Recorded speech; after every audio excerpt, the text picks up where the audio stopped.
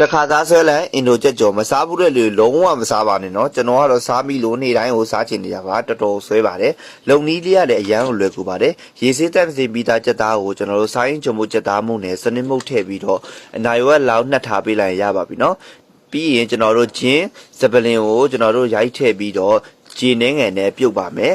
ပြုတ်ရတဲ့အကြောင်းရင်းကတော့သူ့ထဲကိုအရသာတွေစိတ်ပြီးတော့ဝင်သွားအောင်ဖြစ်ပါတယ်အခုဆိုရင်ကြက်ပြီးဆိုတာလည်းကျွန်တော်တို့ဆယ်ထားပေးပြီးတော့စီလေးထည့်ပြီးတော့ဒီကောင်ကိုကြော်ပါမယ်နော်ကြော်တဲ့နေရာမှာအတွင်းပိုင်းအသားကကြက်ပြီးသားဖြစ်တဲ့အတွက်ကျွန်တော်တို့အပြင်ပိုင်းအသားကိုပဲကျွတ်အောင်ကျွန်တော်တို့ကြော်ဖို့လိုပါတယ်နော်ဒါကတော့သူ့ရဲ့အားသာချက်ပေါ့နော်အတွင်းပိုင်းအသားလုံးဝမကြက်မှမပူရပါဘူးခင်ဗျာသောနာပြုတ်ထားတဲ့အတွက်ဒါကတော့မင်းသားပါ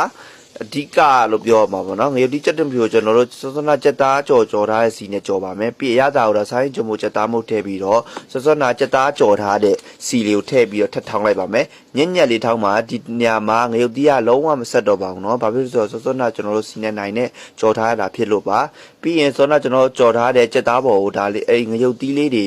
ပုံမှာတင်လိုက်ပြီးဆိုတော့အရန်အောင်စားကောင်းတဲ့အင်ဒိုချက်ကြော်ရပါပြီနောက်ဗီဒီယိုမှာပြန်တွေ့ပါမယ်